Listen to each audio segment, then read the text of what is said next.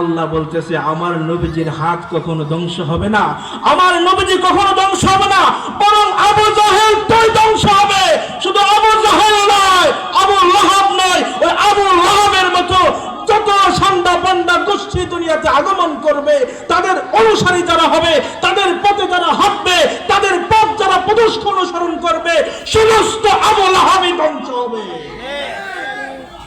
ধ্বংস হয় নাই? আসসালামু আলাইকুম ওয়া রাহমাতুল্লাহি ওয়া বারাকাতুহু।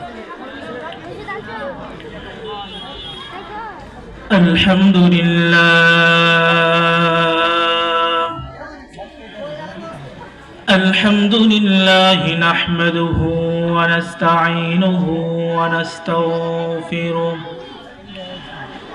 ওয়া নাউযু বিল্লাহি মিন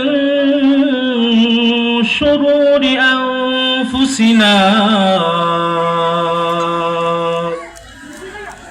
ওয়া মিন সাইয়্যাতি আ'মালিনা মান ইয়াহদিহিল্লাহু ফালা মুদিল্লা লাহু ওয়া মান يضلله فلا هادي له ونشهد أن سيدنا وسندنا وحبيبنا وحبيب قلوبنا ومولانا محمدا عبده ورسوله أما بعد فأعوذ بالله من الشيطان الرجيم بسم الله الرحمن الرحيم تبت يدا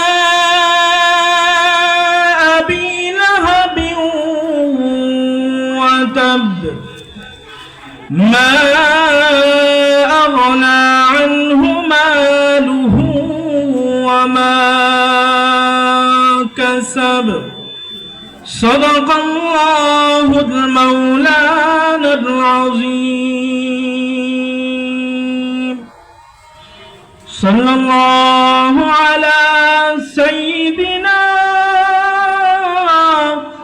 ومولانا محمد وعلى آله سيدنا مولانا محمد اللهم صل على سيدنا مولانا محمد بلغ العلا بكماله كشف الدجى بجماله حسنت جميع خصاله صلوا عليه وآله سلموا يا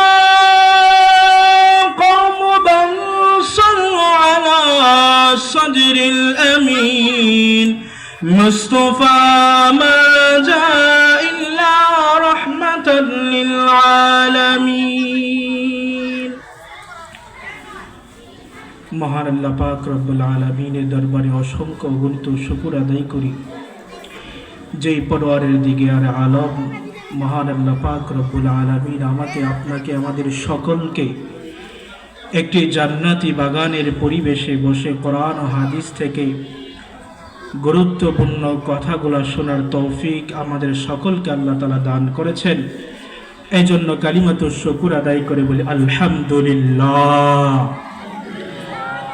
আমি আপনাদের সামনে ছোট্ট একখানা সূরা থেকে দুইখানা আয়াত তেলাওয়াত করেছি। এই আয়াতটুকু আপনাদের সকলেরই পরিচিত, সকলেরই জানা, তাই না? এই সূরাটার প্রাসঙ্গিক কিছু আলোচনা সময় সংক্ষেপে বলার চেষ্টা করব। আমা তাওফীকি ইল্লা বিল্লাহ। সরাসরি আমি আমার আলোচনায় চলে যাই। আল্লাহ পাক রব্বুল আলামিন যখন আমাদের প্রিয় হাবিব সাল্লাল্লাহু আলাইহি ওয়াসাল্লামকে নবুয়তের জিম্মাদারি দিয়েছেন, নবুয়তের জিম্মাদারি পাওয়ার পরে নবী করিম সাল্লাল্লাহু আলাইহি ওয়াসাল্লাম গোপনে গোপনে মক্কার প্রান্তরে উলিতে গুলিতে পাহাড়ের গুহায় নবী করিম সাল্লাল্লাহু আলাইহি ওয়াসাল্লাম এই দাওয়াতের কাজকে আঞ্জাম দিতে শুরু করেছেন।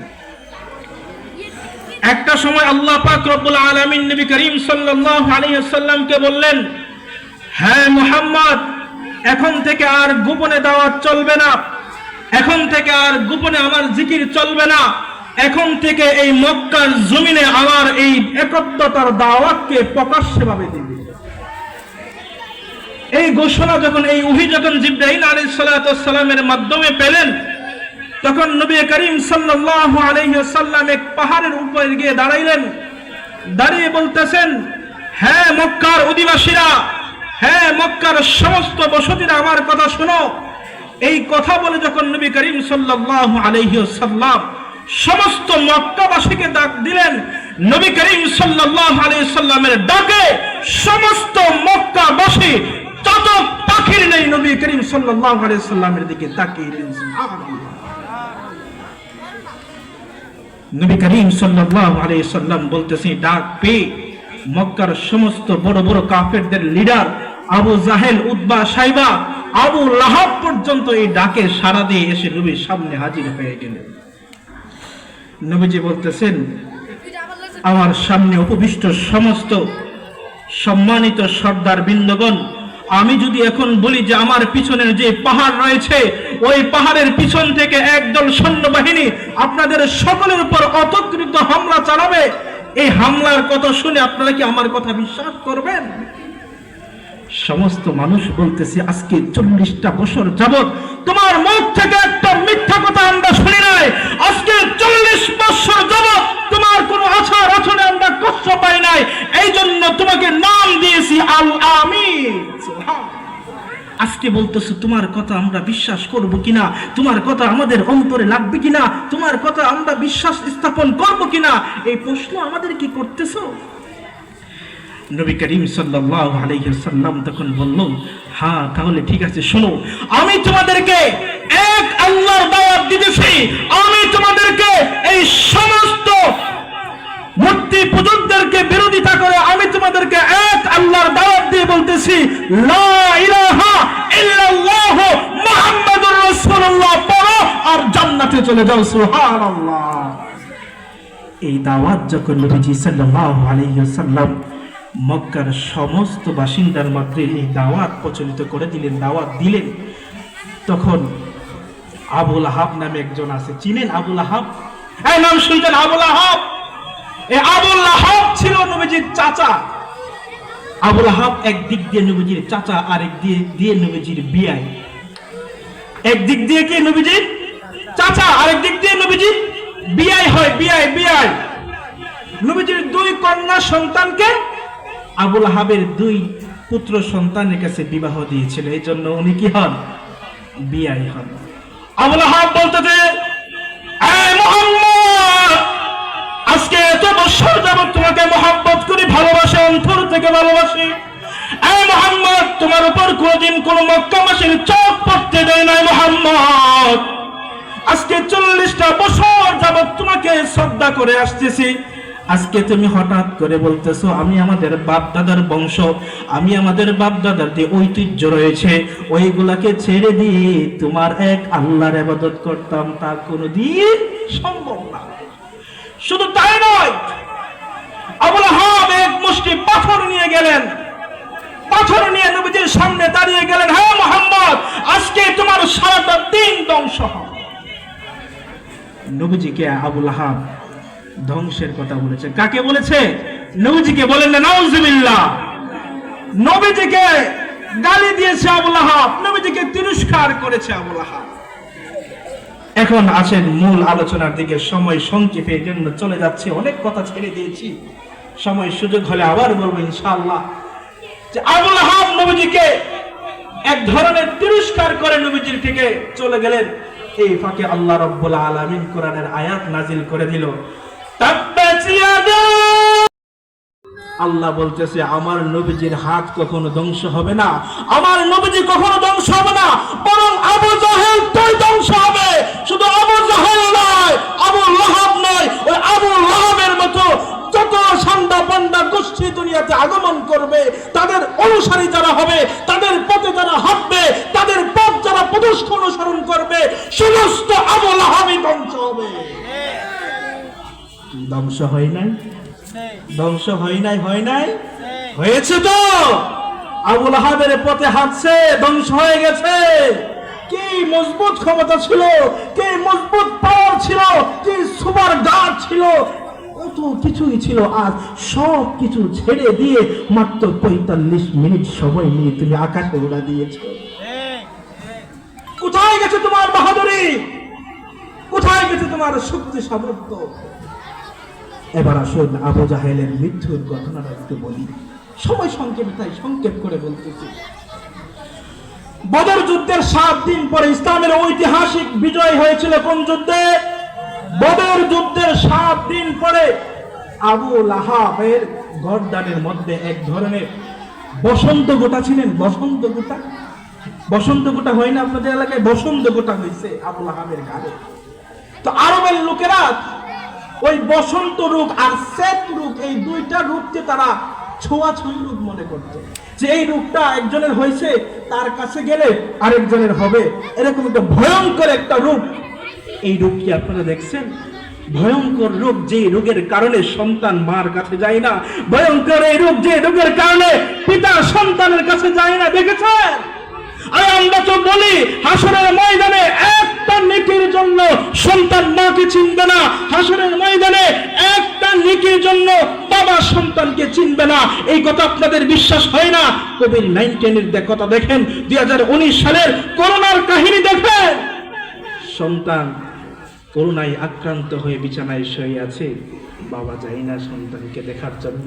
বাবা করোনায় আক্রান্ত হয়ে হসপিটালের বেডে শুয়ে আছে, সন্তান ফোনেও যোগাযোগ করে না, না জানি স্বেচ্ছাসেবক বাহিনী তাকে খুঁজে বের করে দেন।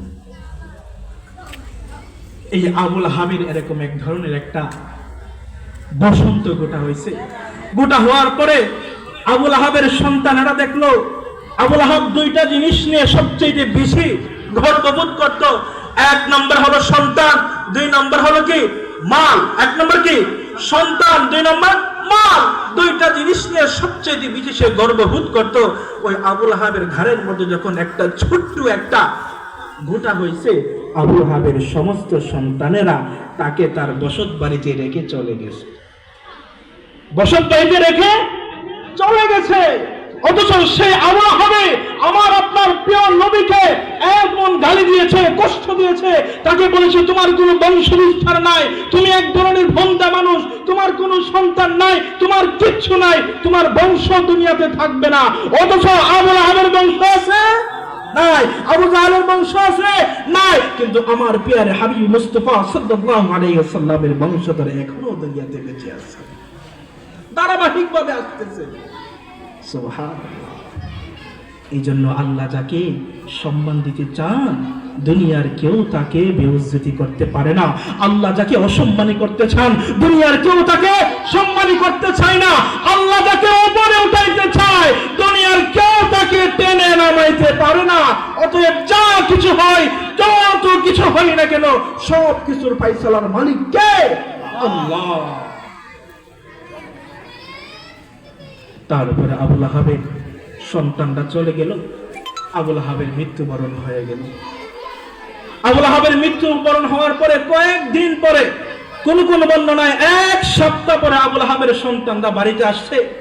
এসে দেখে আবু লাহাবের যে ঘরে থাকতো, যে কামরায় থাকতো, রুমে থাকতো, ওই কামরায় দুর্গন্ধ করতেছে, দুর্গন্ধ। এই লাশ, বাবার লাশ পচে গেছে। এত এত সন্তান, 20-25 জন সন্তান, কেউ নাই বাবার লাশটাকে দাফন করার জন্য। শেষ পর্যন্ত মক্কার এক মেথর দিন সাফ করে, যে মেথর আছে না, মেথরকে টাকা দিয়ে ভাড়া করছে, ভাড়া করে আবু লাহাবের লাশটাকে নিয়ে দাফন করেছে। কিভাবে দাফন করেছে? ওই মেথরও তার লাশটাকে হাত দিয়ে ধরে নাই, হাতে গ্লাভসটাকে ধরে নাই, খেজুরের শুকনা ঢালা দিয়ে গুছায়া গুছায়া পাহাড়ের উপরে চলে পাহাড়ের উপরে একটা গর্ত করে ওই পাহাড়ের মধ্যে ঢেলে দিয়েছে। নাউজুবিল্লাহ, নাউজুবিল্লাহ। এই ছিল নবীর সাথে দুশমনি করার পরিণতি, এই ছিল নবীর আদর্শের সাথে দুশমনি করার পরিণতি। আমরা আজও বলতে চাই টাকা পড়ার ময়দান থেকে, এখনো যারা তোমরা আমার নবীকে গালি দাও, তোমরা আমার আল্লাহকে গালি দাও, তোমাদের অবস্থা এমন হবে। এই দুঃসাহস দেখাও, এই দেশে তোমাদের বিচার একদিন হবে। আল্লাহকে গালি দাও, আল্লাহর ইজ্জত নিয়ে লড়র ভরর ঘরো, এর পাইছো না? আরে দেখো না আবু জাহেলের কথা, যারা উল্টে দেখো না মুসার সময় কি হয়েছে। এই জন্য ভাই দোস্ত বুজুর্গ বলি, আমরা আমাদের যে ঈমান, ওই ঈমানকে তাজা করতে হবে, ঈমানকে রক্ষা করতে হবে, ঈমানকে মজবুত করতে হবে।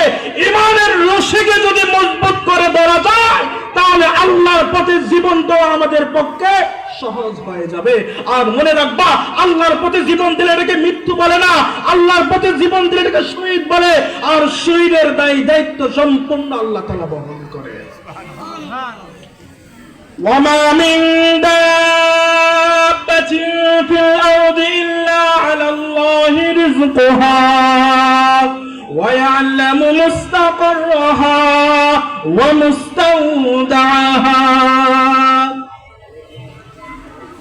এই আয়াতের মধ্যে আমার আল্লাহ কি কয়েছেন জানেন?